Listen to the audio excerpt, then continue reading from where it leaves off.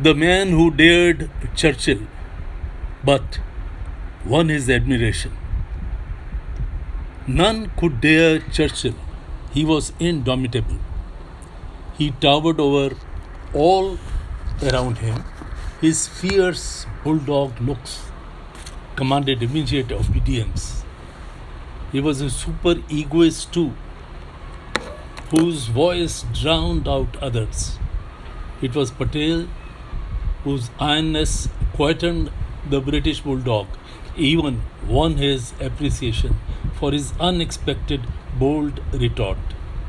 Their spat was over Churchill's unbecoming running down of India in June 1948, while bemoaning the disappearance of the title of Emperor of India from the royal titles. In his arrogance, Churchill had poured out simply venom. His Churchill's anti-India outburst, as is written in Times of India, 28 June 1948. Addressing a rally of conservatives yesterday, Winston Churchill accused the Social Party who, on gaining power, threw themselves into the task of demolishing our long built up and splendid structure in the East with zeal and gusto, and they certainly have brought widespread ruin, misery, and bloodshed upon the Indian masses to an extent no one can measure. Power has been recklessly confined to Indian political parties which in no way represent the needs or feelings of the 400 million people who had dwelt so long under the protection of the British Crown. Already there has been something like a collapse in the process of internal administration, and we must expect an indefinite epoch of religious strife and problems. We have witnessed the violent action of Nehru's Hindu government against Kashmir, 4/5 of whose people are Muslims.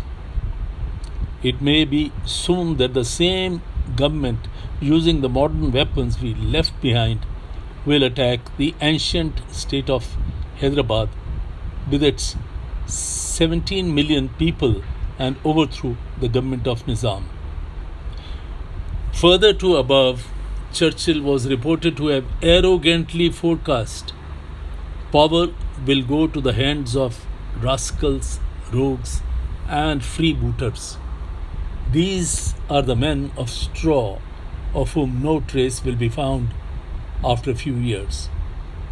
Patel's smashing reply, reproduced next, silenced the British bulldog, but he took it in a good spirit and told Patel in a message through Anthony Eden on a visit to India that he had thoroughly enjoyed the retort and that he had nothing but admiration for the way the new Dominion had settled down to its tasks and responsibilities, particularly those involving relations with the Indian states.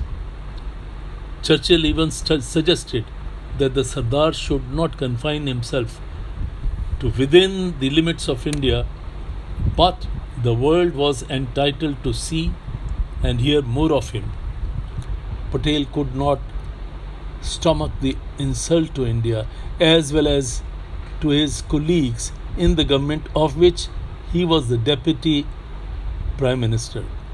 From his sick bed at Dehradun, Patel gave Churchill a blistering reply, calling him what no one else could have ever dared, an unashamed imperialist at a time when imperialism is on its last legs.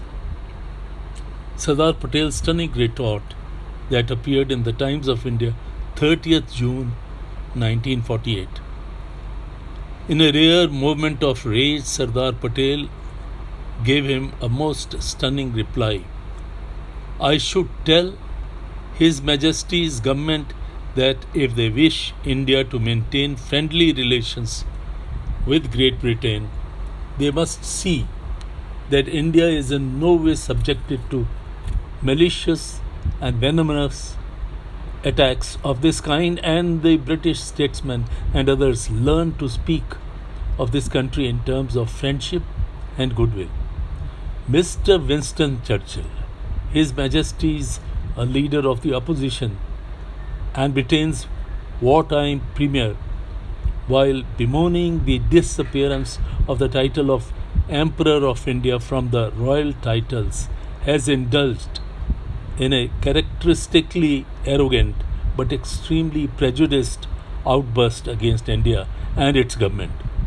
Mr. Churchill is an unashamed imperialist, and at a time when imperialism is on its last legs, he is the proverbial last ditcher to whom obstinacy and the dogged consistency means more than reason, imagination, and wisdom.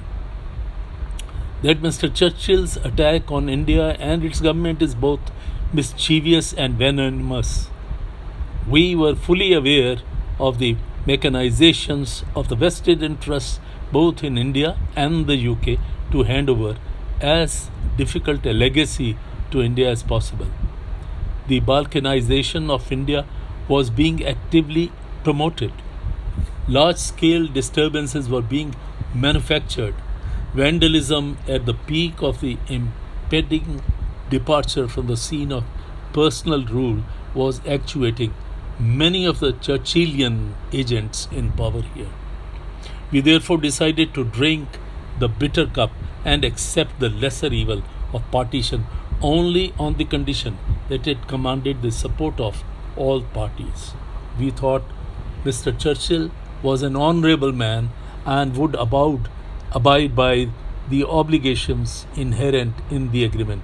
If a proof of deep-seated prejudice and his medieval mind were needed, it would be enough to show that whilst he refers to Kashmir as being 4/5 Muslim, he has omitted to mention that Hyderabad is 4/5 Hindu, and a creation of 18th century as Nizam's state is suddenly, by the magic of Mr. Churchill's words, transformed into an ancient state.